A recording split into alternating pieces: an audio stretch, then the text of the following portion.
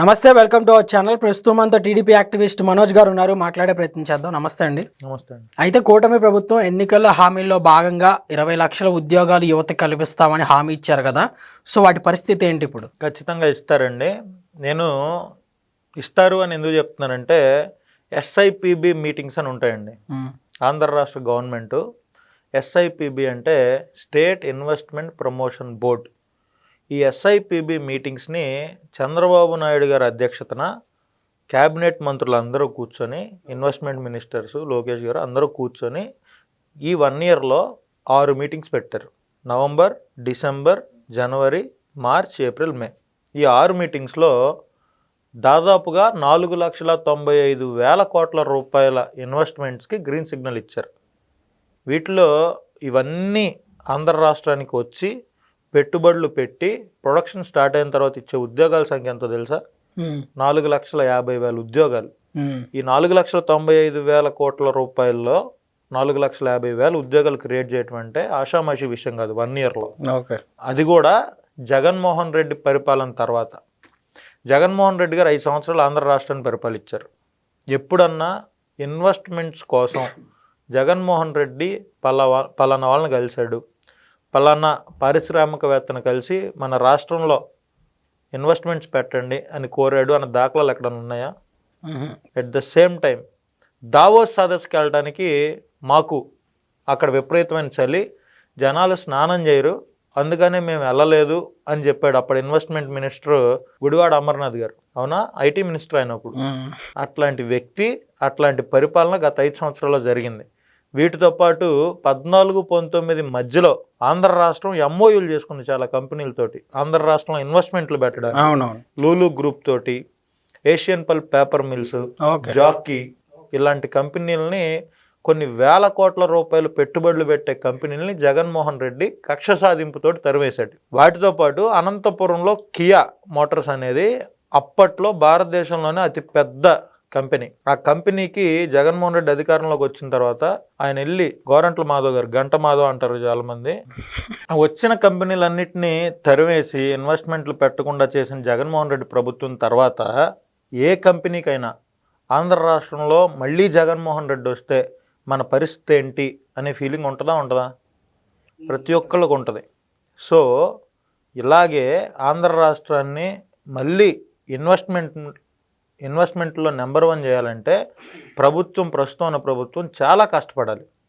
ఈ 1 ఇయర్ పాటు జగన్ నాశనం చేసిన వ్యవస్థలన్నింటినీ సెట్ చేయటం, మళ్ళీ ఆంధ్ర రాష్ట్రాన్ని ఇన్వెస్ట్మెంట్ హబ్గా తయారు చేయటం, ఇన్వెస్ట్ చేసే పారిశ్రామికవేత్తలందరికీ ఆంధ్ర రాష్ట్రంలో ఇన్వెస్ట్ చేయండి అని బతిమలాడడం, దావోస్ సదస్సుకి వెళ్ళి మన రాష్ట్రంలో ఉన్న హ్యూమన్ రిసోర్సెస్ ఏంటి, మనం వాళ్ళకి ఏ విధంగా భరోసా కల్పిస్తాం, వాళ్ళకి తక్కువ ధరకు భూములు ఇవ్వటం, మన దగ్గర ఉన్న మనం వాళ్ళకి ఇచ్చేటువంటి సబ్సిడీలన్నీ వాళ్ళకి తెలియజేయటం, ఇలాంటివన్నీ చేసిన తర్వాత ఈ 1 ఇయర్లో 4,95,000 కోట్ల రూపాయల పెట్టుబడులు ఆంధ్ర రాష్ట్రానికి వచ్చినాయి. ఇవన్నీ రానున్న కాలంలో వాళ్ళ ప్రొడక్షన్ని స్టార్ట్ చేస్తాయి. ఇప్పుడు గవర్నమెంట్ కూడా ఆర్సెలర్ మిట్టల్ అనే పెద్ద కంపెనీ వచ్చింది. ఆ కంపెనీని నవంబర్ నుంచి ఇప్పుడు వాళ్ళు ఆ నిర్మాణ కార్యక్రమాలు అవన్నీ చేసుకోవాలని ఆలోచిస్తున్నారు. చంద్రబాబు గారు మన అధికారులకు ఏం ఆదేశం ఇచ్చారంటే నవంబర్ దాకా ఎందుకు, అక్టోబర్లోనే స్టార్ట్ చేయమని ఉండాలని అని చెప్పి చంద్రబాబు గారు చెప్పారు. బీపీసీఎల్ అనే కంపెనీ, భారత్ పెట్రోకెమికల్ లిమిటెడ్, ఆ కంపెనీ ఆంధ్ర రాష్ట్రంలో 95,000 కోట్ల రూపాయల ఇన్వెస్ట్మెంట్కి ముందుకు వచ్చింది. రిలయన్స్ కంపెనీ 65,000 కోట్ల రూపాయల ఇన్వెస్ట్మెంట్తో పాటు 2,50,000 ఉద్యోగాలు మేము కల్పిస్తామని చెప్పి ఆంధ్ర రాష్ట్ర ప్రభుత్వంతో అగ్రిమెంట్ చేసుకుంది. ఇలా కొన్ని వందల కంపెనీలు ఈ సంవత్సరంలో అందరూ అగ్రిమెంట్స్ చేసుకున్నారు. ఇప్పటి నుంచి వాళ్ళ పని మొదలు పెడతారు. ఇంకొక సంవత్సరంన్నర తర్వాత ఖచ్చితంగా వాళ్ళ ప్రొడక్షన్ స్టార్ట్ అవుద్ది. ఆ టైం కల్లా ఈ 4,50,000 ఉద్యోగాలు ఆ కంపెనీల్లో మన రాష్ట్రంలో ఉన్న యువతకి దొరుకుతాయి. ఇది ఆంధ్ర రాష్ట్రంలో ఈ సంవత్సరంలో ప్రభుత్వం తీసుకొచ్చిన కంపెనీల లిస్టు, ఇవ్వాల్సుకున్న ఉద్యోగాల లిస్టు. అయితే జగన్ గారి హయాంలో నేను 4 లక్షల ఉద్యోగాలు నేను కల్పించానని చెప్తూ ఉంటారు ప్రతిసారి కూడా, ఇప్పటికీ కూడా అదే చెప్తారు. దీని ఎలా చూస్తారు? వాలంటీర్ ఉద్యోగాలను తీసుకొచ్చి సచివాలయ వ్యవస్థ ఓకే, అవి కూడా అంతకుముందు గవర్నమెంట్లో ఉన్న ఉద్యోగాలు కాదు. జగన్మోహన్ రెడ్డి గారు ఎన్నికల హామీల్లో భాగంగా వెళ్ళిన ప్రతి చోట గవర్నమెంట్లో 2,30,000 ఉద్యోగాలు ఖాళీగా ఉన్నాయి, అవన్నీ నేను భర్తీ చేస్తానని చెప్పాడు. చెప్పలేదా? మరి ఆయన గవర్నమెంట్లోకి వచ్చిన తర్వాత 2,30,000 ఉద్యోగాలు ఎక్కడ భర్తీ చేశాడు? ఒక పోలీస్ ఉద్యోగం ఆయన ఇచ్చాడా? ఒక డిఎస్సి పెట్టాడా? ప్రతి సంవత్సరం జాబ్ క్యాలెండర్ అన్న జగన్మోహన్ రెడ్డి ఒక్క సంవత్సరం అన్న జాబ్ క్యాలెండర్ వదిలాడా? ఏం లేదు. అంత జనాలని ఊరికే ఒక మాయలో బటన్లు నొక్కుతున్నా, డబ్బులు వేస్తున్నా అనే మాయలో 5 సంవత్సరాలు గడిపేశాడు. ఆయన నిజంగా డిగ్రీలు చదువుకున్న వాళ్ళు వాలంటీర్లుగా పనిచేశారు ఆయన హయాంలో. ఒక ఐటీ కంపెనీని తీసుకొచ్చానని చెప్పమనండి జగన్మోహన్ రెడ్డిని, ఒక్క మ్యానుఫ్యాక్చరింగ్ కంపెనీని తీసుకొచ్చానని చెప్పమనండి. ఏమీ లేదు, అంతా బొంబాయి. ఆ ఐపాక్ టీంని పెట్టుకొని ఊరికే సోలు చెప్తా బతికేశాడు 5 ఏళ్ళు. సరే 4 లక్షల ఉద్యోగాలు ఇస్తామని చెప్తున్నారు. సరే మరి మిగతా 20 లక్షల్లో 15,50,000 ఇంకా పెండింగ్ ఉంటుంది. వీటిలో డిఎస్సి చంద్రబాబు నాయుడు గారు సంతకం పెట్టారు, ఎగ్జామ్ అయిపోయింది. డిఎస్సి ఉద్యోగులందరూ మళ్ళీ వస్తారు కదా, వాళ్ళు రిక్రూట్మెంట్ అవుతుంది కదా, వీటితో పాటు కానిస్టేబుల్ రిక్రూట్మెంట్ అవుతుంది కదా. ఇలాగా ఒక సంవత్సరంలోనే 4,50,000 ఏది ఆడ్ పరిస్థితుల్లో జగన్మోహన్ రెడ్డి రాష్ట్రాన్ని నాశనం చేసి వెళ్ళిన పరిస్థితుల్లోనే 4,50,000 ఉద్యోగాలకి ఒక సంవత్సరంలో అగ్రిమెంట్ చేసుకున్న ప్రభుత్వానికి ఇంకా 4 సంవత్సరాలు ఉంది టైం. ఈ 4 సంవత్సరాల్లో ఇన్వెస్ట్మెంట్లు తేలేదని మీ ఉద్దేశమా? ఒక్క సంవత్సరంలోనే 4,50,000 ఉద్యోగాలు ఇచ్చిన ప్రభుత్వం 4,50,000 ఉద్యోగాలు ఇవ్వటానికి బేసిన్ క్రియేట్ చేసిన ప్రభుత్వానికి ఇంకో 4 సంవత్సరాలు అంటే చాలా ఎక్కువ టైం. అది ఆ టైంలో ఖచ్చితంగా 20 లక్షలే కాదు 20 లక్షల పైన ఉద్యోగాలు ఆంధ్ర రాష్ట్రంలో ఉన్నటువంటి యువకులకు ఇచ్చినా కూడా ఆశ్చర్యపోవాల్సిన అవసరం లేదు. జగన్మోహన్ రెడ్డి గారి హయాంలో అసలు ఇన్వెస్ట్మెంట్స్ అన్ని వచ్చాయని చెప్తున్నారు. సరే అంతకంటే కూడా వెళ్ళిపోయినాయి అని చెప్తున్నారు. ఇన్వెస్టర్స్ ఖచ్చితంగా వెళ్ళినాయి.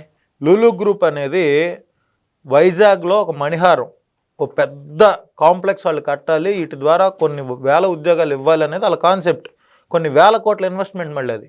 ఆ కంపెనీ వైజాగ్ నుంచి ఎందుకు వెళ్ళిపోయింది? జగన్మోహన్ రెడ్డి అనే వ్యక్తి వాళ్ళ అనుచరులు లూలు గ్రూప్ చైర్మన్ని తీవ్రంగా ఇబ్బంది పెడితే కదా ఆయన అసలు ఇక జీవితంలో ఏపీలో నేను ఇన్వెస్ట్మెంట్ పెట్టను అని చెప్పి ఆయన బహిరంగంగా చెప్పింది. అట్లాంటిది జగన్మోహన్ రెడ్డి పరిపాలన. జాకీ పరిశ్రమ వెళ్ళిపోయింది. ఏషియన్ పల్ప్ పేపర్ మిల్స్, మీకు తెలీదు, ఒంగోలు ఆ ఏరియా మొత్తం ఎక్కువ సుబాబుల్ పంట పండిస్తారు. ఆ సుబాబుల్ పంటకు సంబంధించి పేపర్ మిల్స్ పెడితే విపరీతమైన రేటు, రైతులందరికీ మంచి జరుగుద్ది. అది జరగటం లేకుండా ఏషియన్ పల్ప్ పేపర్ మిల్స్ అనే పరిశ్రమనే తరివేశాడు జగన్మోహన్ రెడ్డి. ఇలా కొన్ని వందల కంపెనీలు తరివేశాడు జగన్మోహన్ రెడ్డి. జగన్మోహన్ రెడ్డి తరివైన కంపెనీ ఏమైనా ఉంది ఇక్కడ ఆంధ్రాలో? కియానే ఇబ్బంది పెట్టినాడు, అట్లాంటి కంపెనీలు తరివేయటం ఇబ్బంది ఏముంది? ఓకే, అయితే చివరిగా యువతకైతే మంచి ఉద్యోగాలు భవిష్యత్తులో కల్పించగలదని చెప్తారా ఈ కూటమి ప్రభుత్వం? ఈ 5 సంవత్సరాలు పూర్తయ్యే లోపు 2029 ఎలక్షన్లు వచ్చే లోపు ఏదైతే కూటమి ప్రభుత్వం 20 లక్షల ఉద్యోగాలు కల్పిస్తామని హామీ ఇచ్చిందో ఆ హామీ 100% అమలు చేసి చూపిస్తారు చంద్రబాబు నాయుడు గారు కానీ, పవన్ కళ్యాణ్ గారిని, లోకేష్ గారు కానీ. వీళ్ళు ముగ్గురు కలిసి ఆ 20 లక్షల ఉద్యోగాలు ఇచ్చే బాధ్యత 100% తీసుకుంటారు. అంతే, దాంట్లో డౌట్ లేదు. Okay, thank you very much. నమస్తే.